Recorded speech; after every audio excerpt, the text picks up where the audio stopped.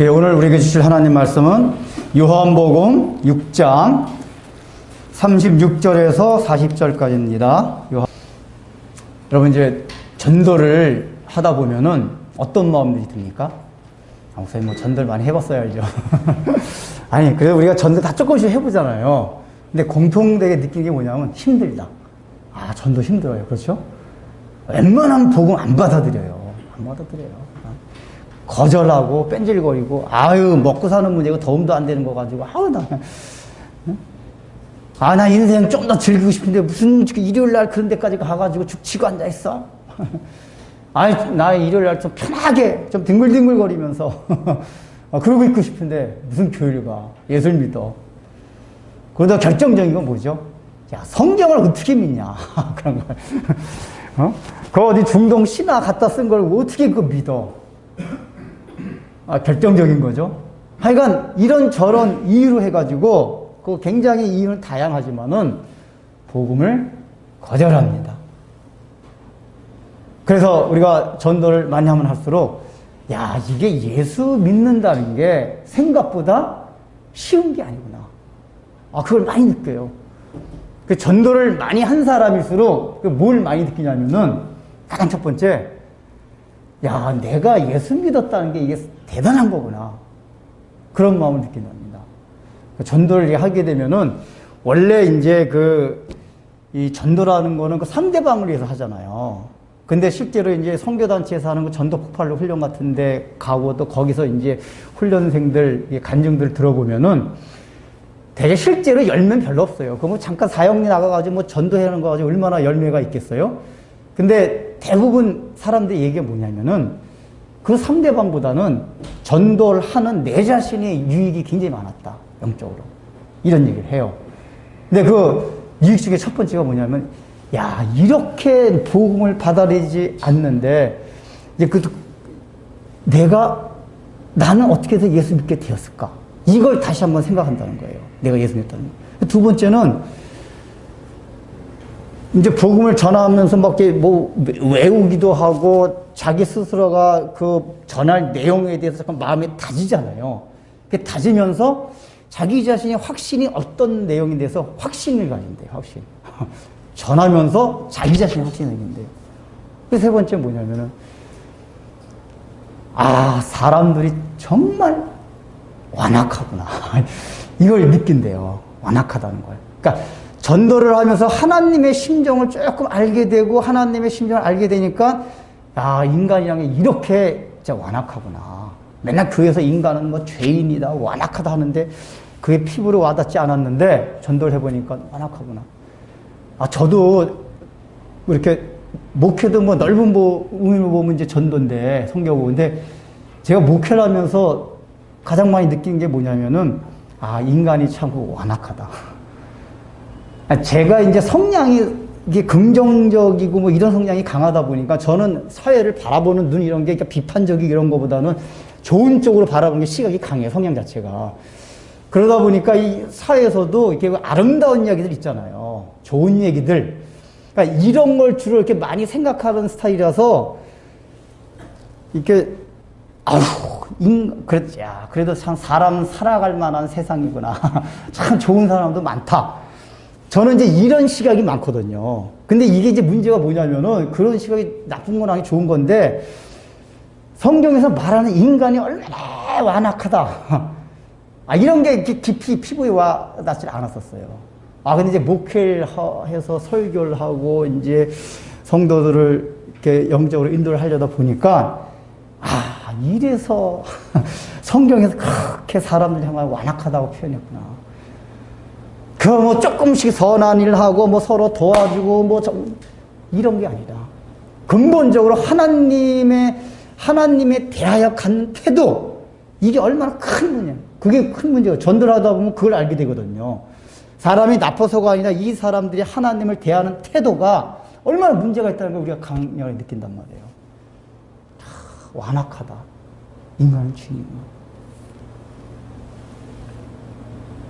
그러고 그랬던 거예요. 그래서 앞에 했던 거 이렇게 예수 믿기가 힘든데 나는 어릴 때부터 믿는 집에 태어나가지고 그렇게 힘든 과정 없이 이렇게 믿게 되었고, 모태신앙이 전도를 안 하면 그런 감격이 없단 말이에요. 전도를 해봐야, 야, 이거 전도받아가 예수 믿는 게 이렇게 힘들었구나. 나는 그냥 공짜로 굴러먹었네, 공짜로.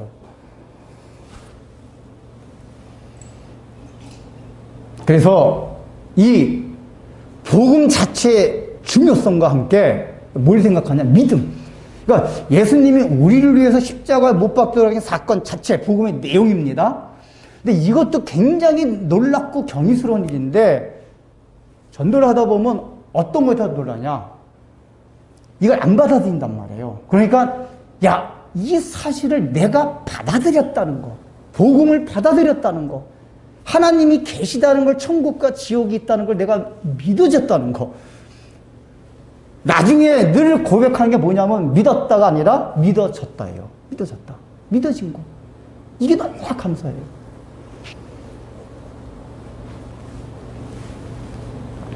오늘 본문을 보면은 예수님도 전도를 하면서 답답한 상황, 예수님이라고 해가지고 우리가 전도하는 것 같은 그런 상황을 만나지 않는 게 아니라 그런 상황을 만납니다.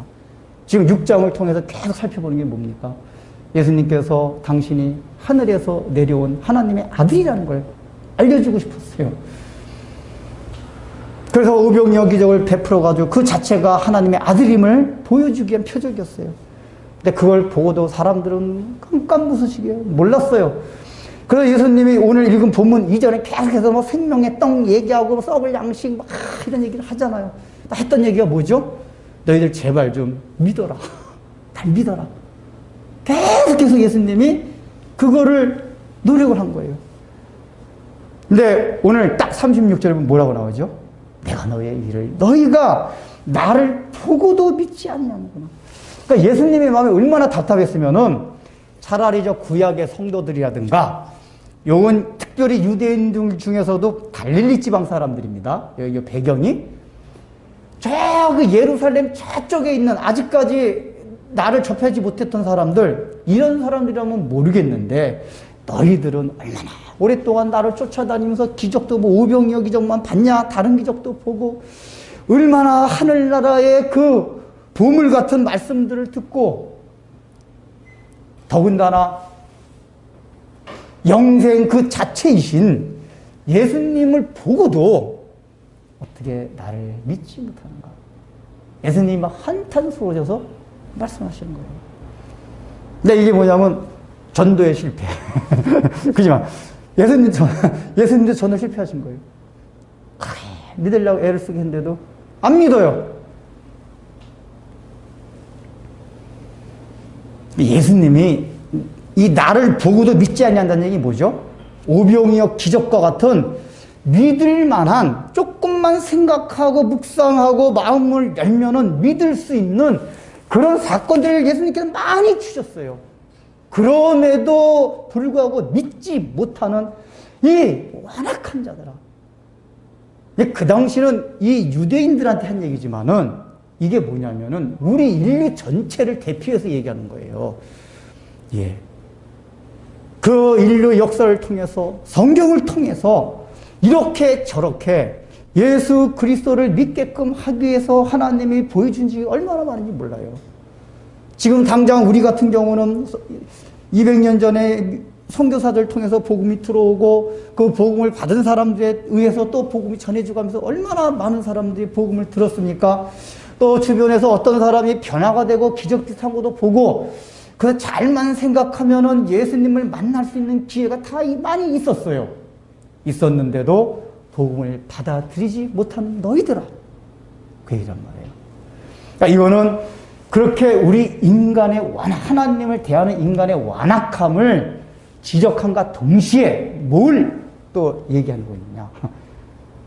복음을 받아들이는 것은 인간의 힘과 노력과 의지로 절대 안 된다 이 얘기예요. 그러니까 여기 나를 보고도, 이 얘기는 뭐냐면 믿을 수 있는 조건과 환경이 다 갖춰졌음에도 불구하고 믿지 못했다. 이 얘기는 인간적으로 또 오감이 동원되는 어떤 좋은 환경과 좋은 의지, 환경이 다 갖춰졌다 해도 믿음은 인간 편에서 인간적으로 가질 수 있는 게 아니다 그 얘기예요.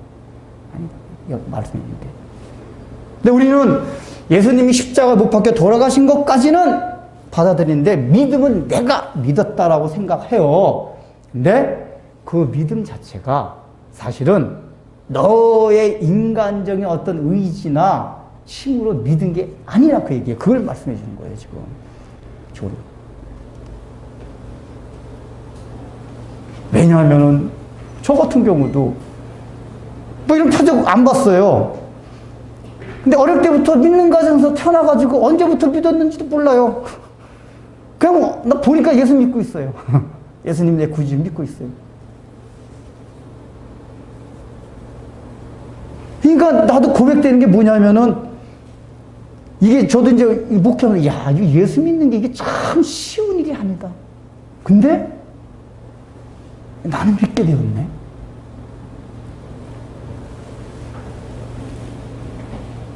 근데 그게 얼마나 감사한지 몰라요.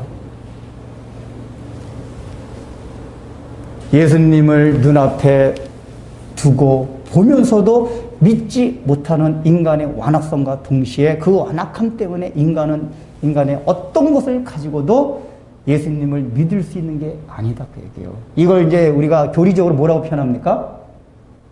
전적 타락. 전적 타락이라고 그래요. 인간은 완전히 타락이 되고 완전히 부패가 되어서 죽어있는 상태이기 때문에 뭐 눈을 떠야 뭘 보고 믿는다는 걸 뭘 봐야지 믿잖아요. 죽어있는 사람이 눈이 뜨질 않는데 뭘 볼 수가 없어요. 아예. 볼 수가 없기 때문에 믿을 수가 없어요. 여러분 교리 시간에 배웠죠? 믿을 수가 없어요. 그 믿음 자체를 하나님이 주셔야지 믿는 거예요. 그 사람을, 죽은 사람을 깨워놓고, 그걸 중생이라고 하잖아요. 깨워놓고, 눈이 떠지니까 그때 보여서 믿어지는, 이런 세계가 있었네. 눈이 보여지는 거예요. 지금 예수님이 첫 번째 말씀하시는 건, 얘들아, 너희들 완악하다.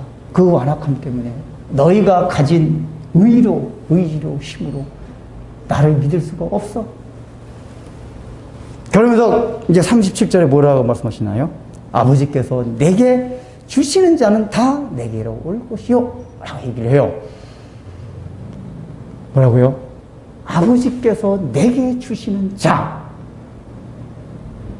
이걸 학자들은 이제 몇 가지를 해요. 이게, 그 아버지께서 내게 주셨다는 게 아버지께서 그 전부터 내게 주시기로 택한 자. 아니면은 택했다고 표현이 안 됐기 때문에 어떤 사람들은 뭐 택한 것까지는 아니고 하나님이 그 사람한테 뭔가 거기 있는 사람들 중에서 특별하게 주시려고 하는 어떤 특별한 은혜. 뭐 이렇게 얘기를 하기도 해요. 중요한 건 뭐냐? 사람에게서 오는 것이 아닌 하나님께로부터 오는 어떤 은혜를 받은 사람들, 이걸 말하는 거예요. 아버지께서 내게 주신 아버지께서. 그러니까 이게 뭐냐? 아버지 소유였다가 그 얘기예요. 하나님 아버지의 소유였다가 속해 있다가 내게 주신 자, 소유, 하나님의 소유였던 사람. 그러니까 이게 다른 말로 하면은 하나님께서 창세전에 택한 사람이다. 이 사람은 반드시 다 내게로 온다 그 얘기예요. 원인과 결과예요. 하나님이 택한 사람은 반드시 믿는 것이고, 거꾸로 예수를 믿는다는 얘기는 하나님께서 반세전에 알고 택했기 때문에 그래요. 그러니까 예수님도 인성을 지니셨기 때문에 이렇게 많은 것을 보고도 보지 못하는 사람들이 얼마나 답답하셨겠어요. 그런데 더군다나 지금 이 상황은 제자들까지도 예수님 앞까지 온전히 믿지 못하는 상태거든요. 이런 상태에서 인간적인, 인성적인 측면에서는 얼마나 저게요. 근데 예수님이 37절에 그러니까 36절에서는 답답하고 한탄하다. 이 얘기인데 37절의 내용은 뭐냐? 그럼에도 불구하고 나는 실망하지 않는다. 그 얘기예요. 그리고 이제 그 뒤에 있는 내용이 뭐냐면 내게로 온다 하고 오히려 아버지의 뜻은 내게 오는 자는 다 나중에 살려내는 것이요. 더한 걸 지금 예수님께서 선포하는 거예요. 확신을 가지고. 그러니까 이 얘기 뭐냐면은 지금은 아무도 없지만은 반드시 내게로 올 자가 있다. 그 아버지께로 보내는 자들, 그래서 그 아버지께서 보내심을 받은 자들 내가 하나도 잃어버리지 아니하고 반드시 살려내. 그러니까 부활의 영광에 참여시키겠다 그 얘기예요. 그러니까 이게 뭐냐면 이 후반으로 갈수록 예수님이 그 확신을 가지고 더 선포하는 거예요. 어떤 확신이요? 지금은 아무도 없지만은 믿는 사람이 생긴다. 근데 왜 그 확신이 있냐? 아버지께 이미 창세전부터 속해 있었다는 걸 예수님이 아시기 때문인 거예요. 아버지께 속해 있던 사람. 그래서 아버지께 보내는 자들은 믿게끔 돼 있다. 라는 거예요. 그러니까 이 얘기가 뭐죠? 여기서 이 본문에서 우리가 좀 이렇게 주지해서 봐야 되는 게 뭐냐. 믿음은, 구원은 내 노력과 힘으로 예수님 십자가에 못 박혀 돌아갔죠 하지만은 그걸로 믿음을 얻어지고 구원이 얻는 것이 아니라 아버지께서 예수님한테 주시는 자, 그러니까 원래 아버지께 속해 있던 자만이 가능한 거구나. 이걸 교리적으로 뭐라 그럽니까? 예정론이라고 그러죠. 예정론이라고 그래요. 예정론이 돼도 되는 거예요. 예. 물론 예정론에 관한 구절들은 이 본문만 아니라 성경에 여기저기 많이 있어요. 그런데 좋습니다. 하나님이 우리는 이렇게 다 택하셔서 우리가 예수 믿게 되었군요. 라고만 생각하면 간단한데 그것도 그렇게 예정론 문제가 간단하지가 않아요. 여러분들 대강 교리 공부한 사람들 알 거예요. 이걸 교리적으로 대강 배우면 그런 게 없는데 조금만 깊이 들어가면은 계속해서 부딪히고 더 혼란스러워져요. 어떤 사람은 예정론 괜히 공부했다 그래요. 괜히 공부 안 했을 때는 그냥 뭐 이렇게 믿었는데 괜히 공부하다가 막 혼란스러워가지고 머리가 빠개지는 것 같다 그러더라고요. 제가 중학교 다닐 때 막 제가 고민 많이 하고 막 성경에 의문이 들었다고 언제 말씀드린 적이 있는데 그 내용이 주로 뭐였냐면 예정론 문제였어요. 기독교의 칼빈 강요 칼빈 강요가 아니라 칼빈의 기독교 강요 이렇게 보다가 예정론 문제 막 나오다 보니까 물론 이제 어릴 때부터 택자다 이 얘기 이제 막연하게 들어가지고 난 택한 백성이다 이렇게 했는데 예정론을 구체적으로 읽다 보니까 뭐 타락전 예정설 특히 아시는 분 그냥 얘기하시기 시간 관계 사이가 하나님이 타락 전부터 창세전부터 구원받을 자와 구원 못 받을 자 미리 정해놓으셨다. 이거를 이제 책을 안 순간 그러면 하나님 그 미리 정해놓았으면 그래서 그걸 알기 위해서 또 다른 책을 보고 책을 수십 가지 막 찾아요. 근데 제가 이제 예정론을 이렇게 하다가 알게 된 게 뭐냐면은 논리적으로는 요걸 해결하기 위해서 저 책을 보면 해결받는데 또 저 책보다 또 다른 의미 생겨요. 그리고 요걸 해결되는데 또 다른 책을 찾아보면 또 의문이 생겨요. 그러니까 의문의 꼬리를 물고 끝도 없어요. 그래서 제가 엄청나게 괴로웠었어요, 지금 그런 것 때문에. 막 그게 해결이 안 돼서. 근데, 뭐 지금 이제 다 말씀드릴 수는 없고, 이거는 설교 시간이 교리 시간이 아니기 때문에, 이제 우리가 좀 적용될 수 있는 부분을 중심으로 잠깐 살핀다면은, 예정론을 하면서 우리가 항상 고민과 갈등을 겪게 되는 게 뭐냐면은, 하나님이 우리를 다 예정해 놨으면은, 우리 인간이 가진 자유의지는 뭐냐?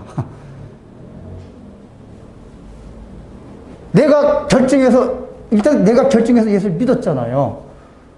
그럼 인간의 자유의지는 어디로 간 거냐? 그리고 특별히 창세전서부터 하나님이 나를 예정해 놓으셨다면은 나는 기계같이 로봇같이 움직이는 거 아니냐? 하나님이 이렇게 다 이렇게 프로그램 한 대로 예정은 이제 그런 식으로 받아들인 거예요. 이제 그렇게 기계적인 예정 과정으로 받아들이게 되면 나중에 어떻게 보면 숙명론이 돼요. 신께서 우리의 모든 걸 하나하나 모든 걸 다 예정해 놓고 다 정해 놨기 때문에 우리가 살아가면서 인간적으로 뭘 해볼 필요가 없다. 그냥 숙명으로 받아들이면 된다. 신의 뜻이기 때문에 숙명론이 돼요. 그래서 그런 관점에서 예정론을 받아들이게 되면은 삶이 엉망이 됩니다. 사회가 엉망이 돼요. 실제적으로 유럽에서 예정론을 잘못 받아들여가지고 어떤 일이 있었냐면, 이제 예정론 잘못 받으면 어떻게 되냐면, 야, 하나님이 나를 선택해놨기 때문에 나는 그냥 천국은 떠놓은 당상이야. 그래서 아무렇게나 막 살아가요, 그냥. 어차피 난 구원받은 사람인데, 뭐, 택자인데. 하나님 날 끝까지 끌고 갈 건데. 아무렇게나 막 살아요. 또 반대로 자기가 불택자 같이 느껴진 사람이 있어요. 그 불택자 같이 느껴진 사람들은 내가 아무리 잘 믿어보려고 힘쓰고 노력하면 뭐하냐. 내가 불택자면 결국 지옥 갈 텐데. 이러고 또 막 살아요. 그러니까 택자라고 생각하는 사람이나 불택자라고 생각하는 사람이나 방종을 하게 돼요. 막 살아가요. 이런 게 실제로 유럽에서 있어요. 사실은 이제 그런 거에 대한 반대급부로 알미니안교가 사실은 태동이 됐어요. 이게 원래는 그냥 당연히 이렇게 바울서부터 어거스틴부터 시작해가지고 하나님을 택하셨다. 뭐 이렇게 그냥 당연히 믿고 살아왔는데 그게 체계화되면서 유럽사회에서 그런 일이 있다 보니까 아니 그 예정을 읽다 보니까 그냥 방종하게 되고 그리고 더 나아가서는 숙명론 같이 자기 인생을 살아가게 되고 이런 문제점이 일어나기 시작했습니다. 자, 그건 다 예정론을 오해해서 그렇습니다. 하나님이 우리를 예정하셨다는 얘기는 어느 목표 지점을 예정하셨다는 얘기예요. 목표 지점. 그러니까 우리를 기계적으로 모든 삶에 있어서 하나하나 로봇같이 움직여가지고 만들어놨다는 얘기가 아니라 목표 지점만 설정해 놓고 그 목표 지점까지 가는 동안에는 인간, 자기가 가진 자유의지가 발동이 되고 책임과 반응을 통해가지고 그때마다 상황마다 이 사람이 어떻게 반응하고 자유의지를 가지고 어떻게 액션을 취하느냐 따라가지고 하나님이 그때마다 움직여가지고 마지막에 골인 지점까지 가도록 정해놓으셨다 그 얘기예요. 그러니까 기계적이 아니라는 얘기예요. 기계적. 그래서 예정의 첫 번째 이제 부조화되고 갈등된 게 뭐냐면 하나님의 주권과 인간의 자유의지가 늘 사람들이 갈등이 됐어요. 하나님의 주권은 다음은 인간의 자유의지가 뭐냐. 원래 예정론의 가장 중심은 하나님의 주권이에요. 그러니까 우리가 믿게 된 것도 너희 믿음 같지만은 믿음 자체가 아니라 하나님의 주권에 의해서 구원받은 거다. 이게 예정론에 담겨져 있는 거거든요. 그러면 그렇게 하나님의 주권이 강조되다 보니까 인간의 자유의지가 설 자리가 없어졌어요. 근데 그거는 하나님이 기계적으로 하신 게 아니라 목표 지점만 해놓고 그때마다 우리가 반응하는 거에 따라서 그러니까 얼마든지 움직일 수가 있는 거예요. 과정에서는. 다시 말해서 예정은 하나님이 모든 우리 인간의 자유의지가 적용되고 발동되는 과정까지도 예정한 것이다 그 얘기예요. 그 과정 안에 예정 안에 인간의 자유의지가 포함이 된 거예요. 이해되시죠? 그러니까 하나님의 주권과 인간의 자유의지가 충돌되지가 않아요. 거기까지는.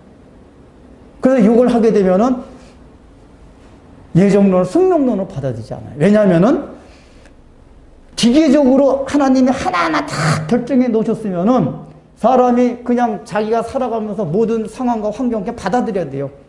이건 하나님의 뜻. 이슬람교가 그렇습니다. 이슬람교가 절대 예정론이에요. 숙명론. 그래서 모든 건 알라의 뜻이에요. 받아들여요. 그 인도 같은 데 보면 숙명론자들 많잖아요. 그래서 사회나 개인이 삶이 발전이 없어요. 예정은 그렇지 않다고 얘기해요. 하나님이 중간중간에 너희들이 자유의지가 어떻게 하느냐에 따라서 거기까지 가는 과정이 다르기 때문에 계속해서 너가 자유의지를 가지고 힘을 쓰라고 얘기해요. 반응을 나타내라. 근데 그럼에도 불구하고 또 다른 의문이 생겨요. 또 다른 의문은 뭐냐? 아니, 그 하나님이 왜 이렇게 불공평하냐?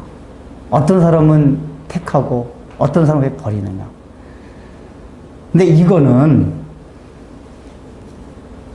원래 예정론에서 얘기하는 대로 한다면 불공평한 게 아니에요. 원래 예정론 얘기하는 게 뭐냐면은 타락 후 예정입니다. 저는 타락 후 예정을 받아들여요. 이게 이 개혁주의자들 간에 타락 후에 예정했다는 게 있고 타락 전 예정설이 있는데, 어떠냐면은 아담화가 타락을 했어요. 타락을 했으면 이제 모든 인류는 그 죄값으로 지옥의 형벌을 받는 거예요. 이건 하나님의 공의성이에요. 공평한 거예요.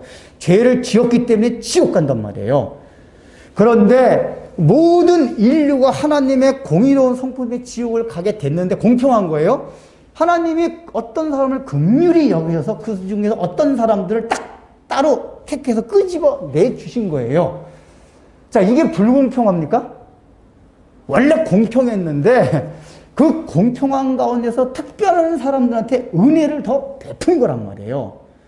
그러니까 처음부터 원래 지옥 가고 천국 가고 정해지지 않는 상태에서 처음부터 넌 지옥 가, 넌 천국 가 이렇게 하면 다 불공평해요. 근데 원래 전제는 뭐냐면 지옥에 가게 돼 있었던 게 전제예요. 근데 그 중에서 어느 사람들을 하나님의 긍휼하심을 따라가지고 끄집어낸 거예요. 택한 거예요. 불공평하다고 없어요. 그리고 엄밀히 따지면은 이사야서나 로마서에 나오듯이 토기장이가 기 쓸 것을 만들든지 불에 들어갈 그릇을 만들든지 토기장이 마음이에요.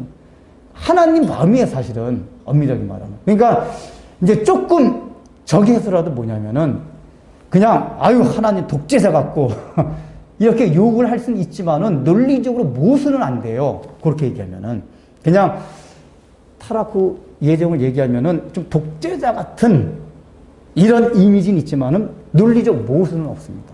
논리적 모순은 없어요.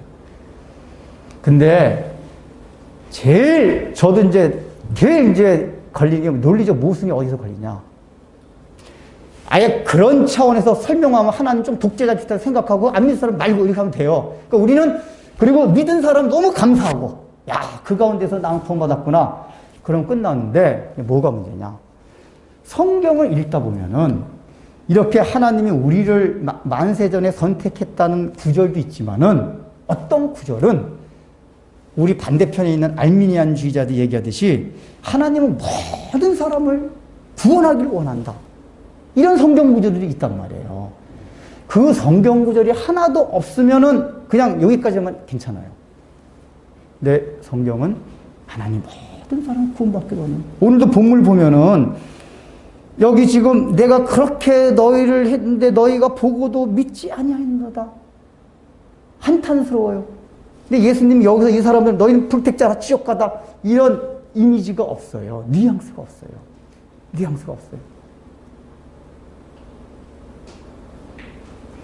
그러니까 성경을 읽어보면은 하나님이 불택자라고 해가지고 원래 만약에 우리가 생각하듯이 그냥 그 가운데서 어떤 사람만 끄집어내서 나머지 그냥 나머지는 내가 그냥 긍휼을 안 베푼다. 그럼 지옥 가는 거에 대해서 하나님이 신경 쓸 필요가 없어요. 근데 성경을 쭉 읽어보면은 하나님이 결과적으로 지옥 갈 사람들에 대해서도 안타까운 마음을 가지고 계세요. 대표적인 게 누군지 아세요? 가룟 유다예요. 사실 가룟 유다와 베드로는 똑같은 잘못을 했어요. 근데 예수님이 나중에 가룟 유다한테 대하는 태도를 보면은 안타까워하세요. 너가 차라리 태어나지 않았더라면 좋았을 것을. 근데 가룟 유다는 아예 결과적으로 분명히 불택자라는 게 드러난 사람이란 말이에요. 회개하지 않고 죽었기 때문에. 근데 분명히 우리 식으로 얘기하면 불택자인데 예수님이 안타까워하셨어요. 근데 예수님의 마음과 하나님의 마음이란 말이에요. 그 하나님이 안타까워하셨다는 얘기예요. 그러면은, 그게 아니, 어디서는 어떤 사람만 이렇게 선택했다면서, 아까 이사야 43장에 내가 너를 진명하여 부르나니 너는 내 것이라! 내 것이 됐기 때문에 물 가운데로 건널 때도 침몰치 못할 것이며, 불 건너가도 타지 아니할 것이요. 하나님이 이 지명하여 불러낸 사람들에서 어마어마한 약속을 해줘요. 그럼 그러지 않은 사람들에 대해서는 막 할 것 같은데, 실제로 성경을 읽다 보면은 하나님이 그런 사람들에 대한 긍휼도 가지고 있다는 걸 보게 된단 말이에요. 그러니까 알미니안주의가 생긴 거예요. 왜 성경에 그게 없으면은 그냥 그것만 받아들이면 되는데 성경에 그런 구절이 있단 말이에요. 모든 사람이 구원받기 원한다. 그거는 논리적으로 그 모순이 해결되질 않아요. 거꾸로 알미니안주의 입장에서 그걸 진리라고 한다 해도 논리적 충돌이 있어요. 왜 그러냐면은 하나님이 모든 사람을 구원하길 원한다라고 하나님의 뜻 같으면은 사도 바울과 같이 뭐 환상을 보여주든지 벼락을 막 치게 한든지 해가지고 그러면 이 알미니안주가 그렇게 얘기해요. 하나님이 인격적 자율주의가 우리는 인격적 존재이기 때문에 인격적 반응을 통해서 예수님을 믿게 만들었기 때문에 강제로 안 하신다. 그건 맞아요. 근데 바울도 마찬가지거든요. 바울도 자기의 인격적 자정을 통해서 예수님 영접한 거예요. 근데 그 과정까지 뭐가 있었냐면 하나님의 감건이 있었어요. 가다가 빛을 탁 봤단 말이에요. 그러니까 만약에 알미니안주의 같이 하나님은 모든 사람이 구원받길 원한다. 선택한 게 아니라, 미리 선택한 게 아니라 그렇게 얘기하면은 뭐에서 논리적인 모순이 생겨나냐? 그러면 하나님이 모든 사람들 꿈도 보여주고 뭐도 보여주고 해가지고 좀 그 마음에서 내가 예수 믿어야겠구나. 그러니까 어느 쪽을 주장하던 논리적으로는 모순이 생깁니다. 모순이 생겨요. 제가 이게 결국 아무리 책을 봐도 해결이 안 돼서 날짜 하나님 이제 머리만 복잡하고 미치겠습니다. 그냥 있는 거 그대로 받아들이겠습니다. 그냥 성경에 있는 그대로 그냥 받아들이겠습니다. 있는 그대로는 뭐냐면은 너희를 창세전에 선택했다. 그러면 선택한 거 감사합니다. 그리고 모든 사람이 구원받기를 하나님이 원하시니라 그러면 하나님 모든 사람이 구원받기 원하는구나. 그냥 성경 본문 읽을 때마다 그냥 그대로 믿는 거로 이렇게 하기로 했어요. 근데 그런 마음 이제 먹다 보니까 논리적으로 안 따지니까 일단 편해졌어요. 편해졌는데 그렇게 하다가 하나님이 나중에 어떤 인사이트를 줬냐 하면은 그건 사람마다 다를 수가 있는데 제가 그전에도 말씀드린 적이 있는 것 같은데 그 물리학적인 관점에서 제가 창세기 강의할 때 그런 얘기를 했어요. 하나님이 우주 만물을 지으실 때 이 공간이나 물질만 만드신 게 아니라 시간까지 창조하셨다는 얘기를 했어요. 과학적으로 증명이 됐다 그랬잖아요. 시간과 공간, 시간과 물질이 서로 바꿀 수가 있어요. 바꿀 수 있다는 얘기는 같은 창조물이라 그 얘기예요. 우리는 그냥 시간이 원래부터 있어 왔었던 것이다 생각하지만 그게 아니에요. 시간이 없었는데 하나님이 우주를 만드신 것 동시에 시간과 함께 만드신 거란 말이에요. 이 얘기는 하나님은 시간 바깥에 계신 분이세요. 시간 바깥에. 근데 지금 우리는 시간을 지었기 시간 안에 살고 시공간 안에 살고 있어요. 그러니까 하나님이 우리한테 어떤 걸 설명해 줄 때는 이 시공간의 개념을 가지고 설명을 한단 말이에요. 그러니까 창세 전, 몇천 년 전 이렇게 설명할 수밖에 없어요. 근데 여러분 시간 바깥에 있다는 건 뭐죠? 거기는 과거도 없고 현재도 없고 미래도 없어요. 근데 우리는 굳이 시간 바깥이라고 하면은 항상 현재이신 분, 영원하신 분 이렇게 표현하지만은 엄밀히 말하면은 시간 바깥이라는 거는 현재도 시간 개념에서 나온 거거든요. 그것도 없어요. 그러니까 우리가 시간 바깥이 어떤 세계인지 상상할 수가 없어요, 사실은. 근데 조금의 상상력을 동원해 보니까 무슨 생각이 드냐? 시간 바깥에 계신 분이니까 하나님은 손바닥 안에 우주를 창조할 때부터 마지막 예수님이 재림할 때까지 모든 시간이 함께 여기 있구나, 그냥. 그러니까 손바닥 안에 다 있는 거예요. 그래서 성경의 표현도 그런 말씀이 나오잖아요.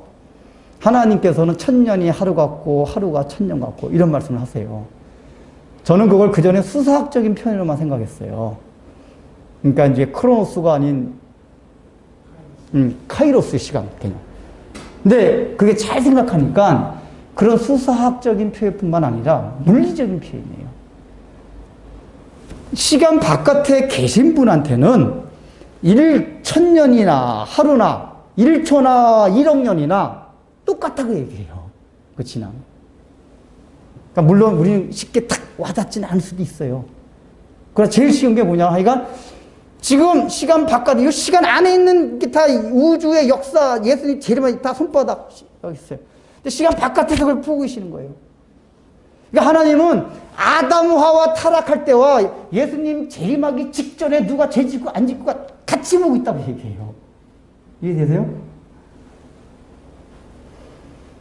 그러니까 우리 시공간의 개념으로는 창세전에 택하고 그 창세전에 택했다고 생각을 가지면은 아이 그러면 하나님이 모든 사람을 사랑한 게 아니잖아 이렇게 나오는데 지금 하나님은 다 구원받기를 원해요.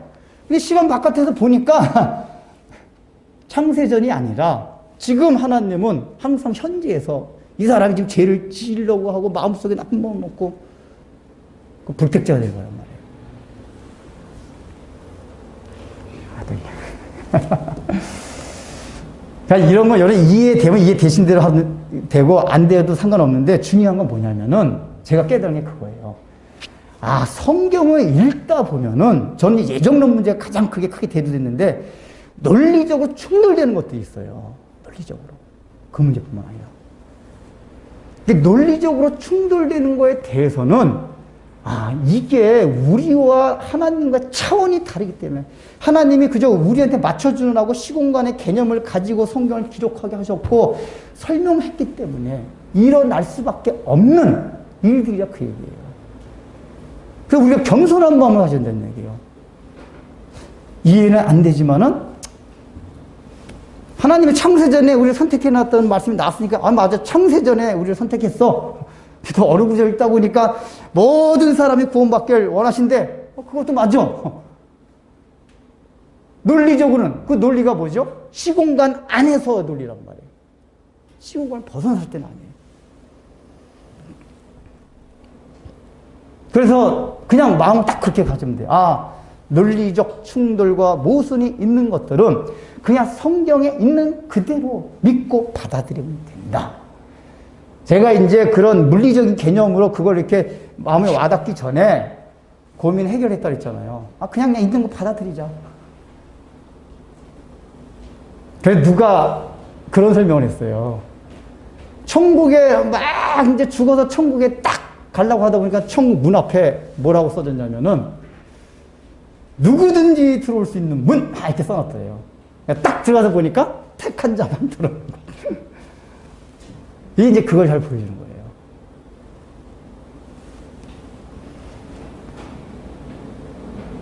제가 볼 때는 이게 이제 그런 걸 깨달은다면은 굳이 신학적으로 알미니안주의나 칼빈주의냐 굳이 싸울 필요는 없겠다. 각자 다 받아들이면 된다. 그런데 중요한 건 뭐냐?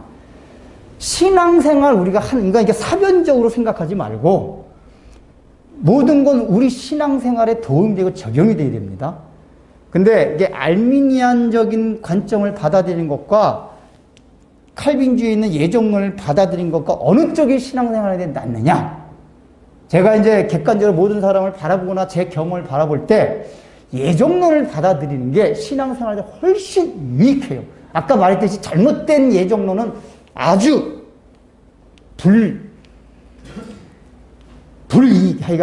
유익이 안 돼요. 근데 성경적인 예정론을 받아들이면 굉장히 유익해요.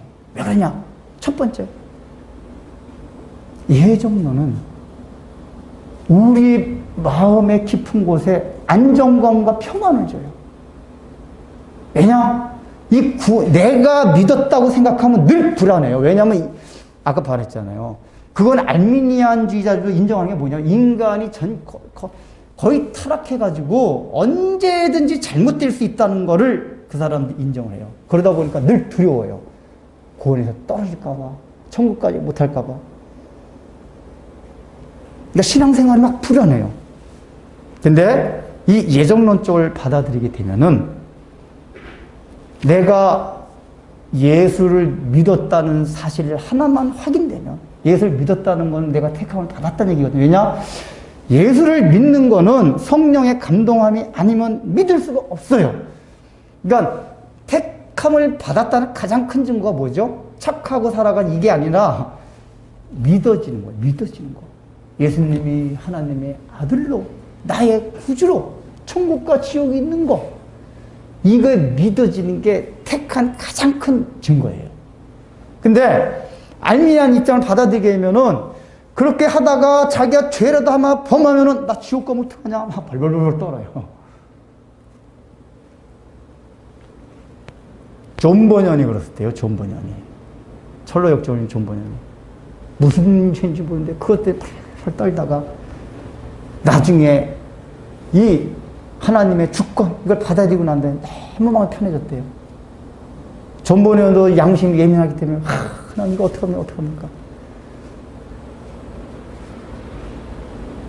이 두 번째는 다 감사가 있긴 하지만은 이 예정론 쪽을 올바른 예정론 쪽을 받아들이게 되면은 그 감사가 더 커요. 왜 그렇죠? 아까 말씀드렸듯이 예수님이 날 위하여 십자가 못 박혀 돌아가신 것도 감사하지만은 그걸 내가 믿게, 그 어려운 걸 내가 믿게 되었다는 것 때문에. 제가 언제 금요철에 때 그 얘기 했는데 이상구 박사 있잖아요. 안식교 이렇게 전도사 했던 사람. 이분이 이제 개신교를 개종을 하셨어요. 얼마 전에. 근데 이분이 간증을 들었는데 이분이 처음에 이제 하나님을 믿게 된 거, 안식교 하나님을 어떻게 믿게 되었냐면은 아주 골동 불신자였대요. 연대, 의대에 다닐 때 연대가 미션 스쿨이어서 거기서 전도하러 다니고 예배 드리면 늘 방에 놀라고 그러고 그런 성경 허구적인 신화 믿는 이런 바보 천치가 아주 적극적으로 했었대요.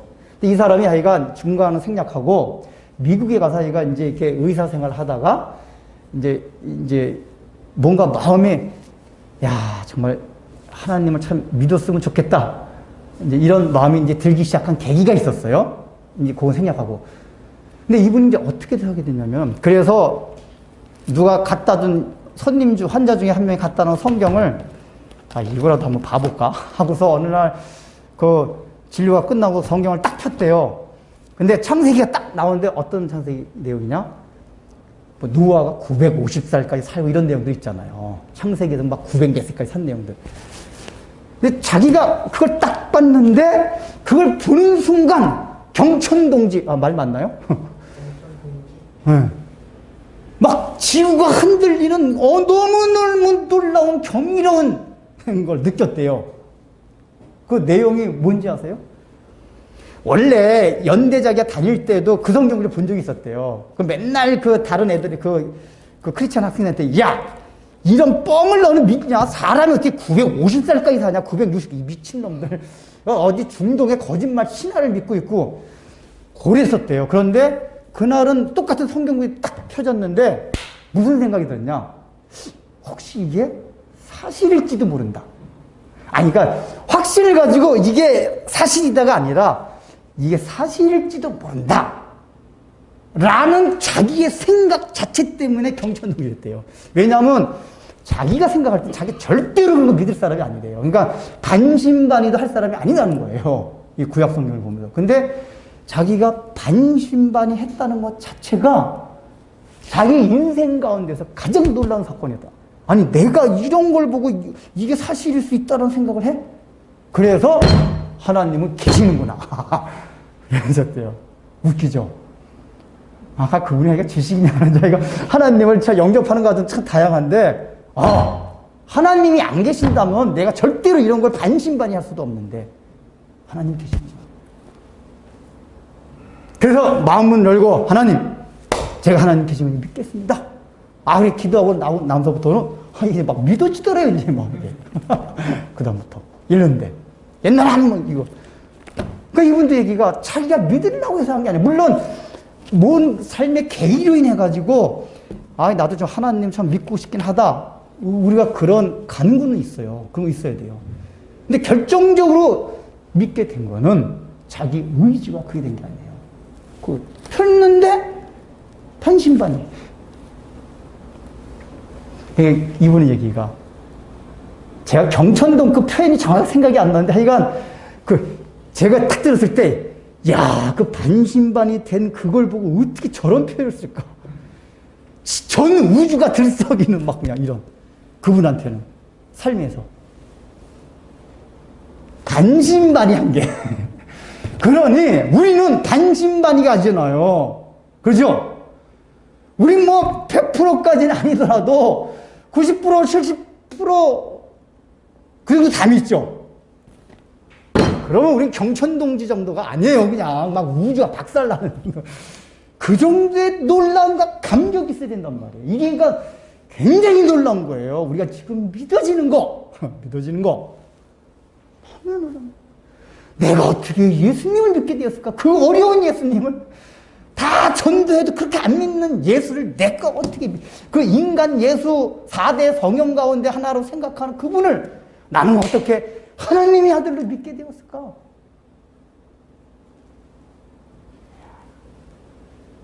야, 부모가 돌아가셨는데도 내가 어떻게 천국을 소망하며 이렇게 천성을 볼 수 있을까? 무슨 윤리, 도덕 이런 변화 이전에 근본적으로 믿음이 생겼단 말이에요. 믿음. 이게 우리에게 넓냐? 근데 바로 예정론을 받아들인다는 건, 아, 하나님께서 나를 믿게 하셨구나. 하나님의 주권이 내 삶 속에서 더 인정이 되는 거예요. 하나님께서 날 믿게 하셨구나. 그래서 감사와 감격이 더 넘쳐요. 더 넘쳐요. 감사하다. 아까 찬송가 본대로. 아, 하나님의 은혜로 이 쓸데없는 자 왜 구속하여 주는지 난 알 수 없도다. 거기까지는 똑같아요. 근데 왜 내게 굳센 믿음과 그러니까 믿음도 주신 거예요. 왜 내 마음을 성령 주셔서 내 마음을 감동해 주 예수 믿게 하는지 난 알 수 없도다. 아, 기가 막힌 찬송이에요. 그 찬송을 작시자가 그 감사와 감격이 넘쳐요. 그 두 번째는 그 택자에 대한 성경의 약속들이 굉장히 많단 말이에요. 근데 택자라는 개념이 없다면 아, 이러다 나 하나님 버리면 어떡하지? 늘 미래가 불안해요. 네, 이걸 제대로 받아들이면 미래가 안 불안해요. 미래가 안 불안해요. 왜요? 성경 곳곳에 택자들 향한, 아까 제가 교동문 읽었잖아요. 이사야서 43장. 택자들을 향한 그 약속이 얼마나 무궁무진한지 몰라요. 그래서 이 믿음을 받아들일 때, 예정론적인 믿음을 받아들이게 되면은, 아, 미래가 기대가 돼요. 기대가 돼요. 그리고 마지막에 뭐예요? 겸손해져요. 겸손해져요. 우리가 내가 믿음을 가졌다는 걸 생각하면 어떤 현상들이 일어나냐? 믿음이 없는 사람은 막 비난할 수가 있어요. 그러니까 믿음 자체가 자기 의가 될 수 있단 말이에요. 근데 이 예정론 쪽, 개혁주의 쪽 하나님의 주권을 받아들이게 되면은 나는 믿음이 있지만은 그 믿음 자체가 하나님께로부터 온 것이기 때문에 그것 자체가 자랑할 게 없어요. 믿음조차도 자랑할 게 없어요. 그래서 믿음이 없는 사람들을 향하여 정죄하거나 비난하게 되지 않아요. 긍휼한 마음으로 하나님, 저 사람, 저도 어차피 똑같은데 저 사람에게도 긍휼을 주옵소서. 긍휼을 달라는 게 뭐죠? 믿음 어차피 자기가 믿는 게 아닌가. 저 사람에게 주님 성령을 주셔서 믿음을 주세요. 겸손해져요. 겸손해져요.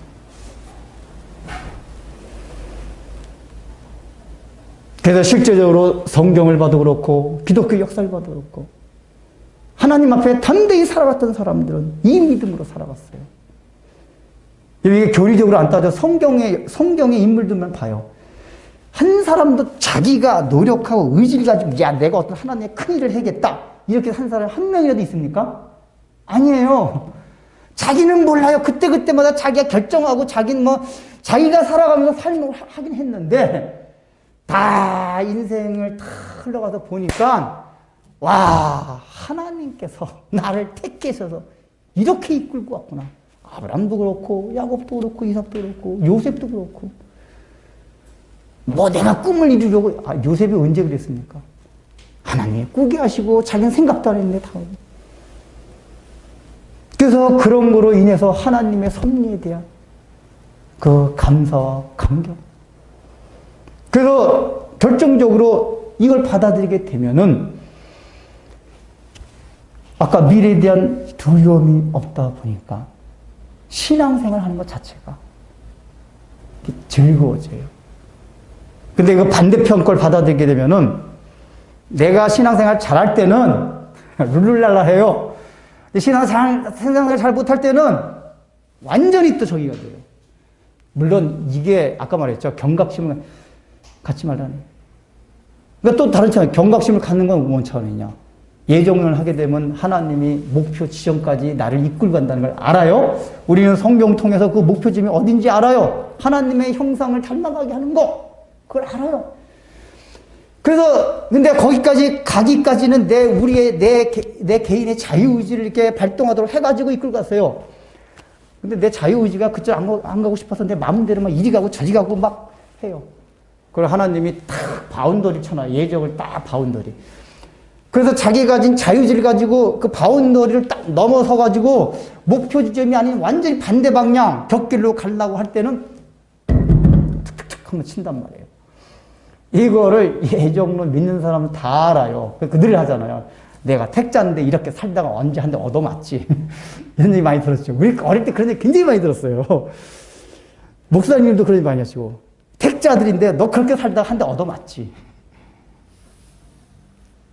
택자 의식이 있으면 그런 게 들어요. 근데 계속 내 이렇게 살면 안 되지. 그래서 경각심을 갖는단 말이에요. 오히려 경각심을. 안심이기도 하지만 너무 빗나간 길로 갈 때는 안 되지. 그래서 그렇게 실제적으로 이 하나님의 절대주권을 믿었던 사람은 경건하게 살았어요. 늘 자기를 쳐서 복종시키는 청교도들 같은 사람, 얼마나 자기를 쳐서 복종시키는 그 일에 충성을 다했어요.